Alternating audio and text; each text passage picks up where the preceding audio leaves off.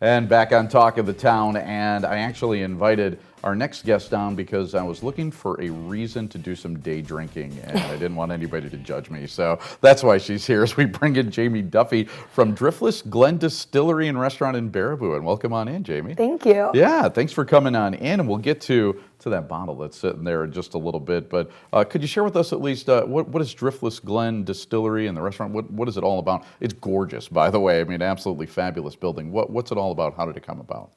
So we're a craft distillery trying to keep to craft standards, meaning we use local grain. We do everything grain to glass. Nothing's outsourced.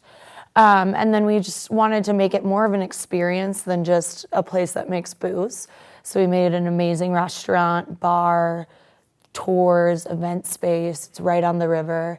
So really, you can spend a whole day there and have a blast. Yeah, it's gorgeous. I mean, it's like right on the river, a stone's throw away from the square in Baraboo. And Baraboo is such a pretty town anyways. It just all kind of fits there, doesn't it? It does. It really does. Yeah, it's perfect how you guys did it. So you make spirits, you make booze. So what types of spirits do you make? So we make a lot of spirits. We kind of wanted to touch every aspect of the booze industry. So we go with vodka, gin, moonshine, brandy, bourbon, and rye whiskey. Oh, wow. Okay. Yeah. So the only thing we're missing is like tequila and rum, but. Okay. And maybe you'll get to that one day. You never know. Kind of hard to make tequila with local stuff, wouldn't it be? Or? Yeah, and that's kind of our issue and why we don't do rum as well. We'd have to use molasses. So we try and keep everything very local when possible. Very cool. Always cool when you can, drink Wisconsin basically in a bottle. So that's the idea behind it. Love it. Yeah. So I've also heard great things about your restaurant, seen the restaurant. Can you tell me a little bit and elaborate on the menu, on the cuisine that you guys serve? Yeah, we didn't want to be just a burger joint. So we tried to get a little finer dining, but it's still we just still do have burgers, flatbreads, but then we try to incorporate our spirits into things like a brandy glazed salmon, using our Driftless Glen brandy. And then we don't believe in a deep fryer, so all our ingredients are fresh. So I think the food there is amazing. Terrific. Yeah, sounds good. Now, there seems to be, and there was this, craft beer boom, and maybe that's still going on. You see a lot of like little wineries popping up and stuff like that too. Now all of a sudden it's distilleries. So you see them start popping up, everywhere, which is a great thing. I mean, it's a great time to be a drinker. It is. So if you, talking about distilleries, what kind of sets you apart from other distilleries that are out there? Yeah, so I think, it's been blowing up as far as distilleries across the nation. Just in Wisconsin, we had like 10 in the past year or two open up.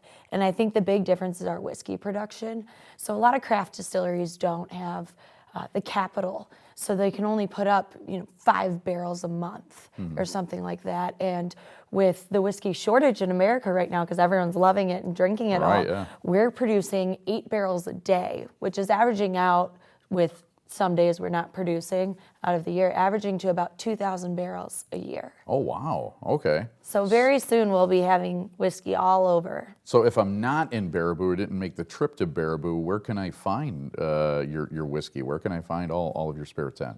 So currently we are just in Wisconsin. In Madison alone, you can find us at Riley's Wines of the World, Steve Liquor, Star Liquor, and then we just started getting out into the Milwaukee area, so you'll be seeing it all over soon. Good for you, yeah. So what's your favorite spirit out of all of them? Definitely our double cask gin, which is what I brought you today. All right, so let's check this out. A little, okay. Yeah, because I think our viewers might be confused. Like I think of gin, I think of something clear. Yeah. And so this all of a sudden to me looks like a bourbon. It looks like a brown liquor. So why is it, first of all, not clear?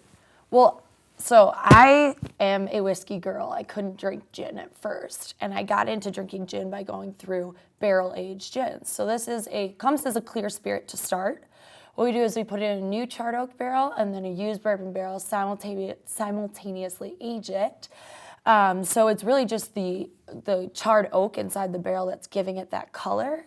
But you're going to taste sort of bourbon, sort of gin. So it's very interesting. I always say to drink this, if you want to use it in a cocktail, all you got to do is replace it for any rum drink or any normal gin. Pour me some. This would be the perfect way to go out. And so, Cheers to you. Thanks to Driftless Glen. That is all right. Jamie, thank you so much for being on. We'll have more Talk of the Town right after this.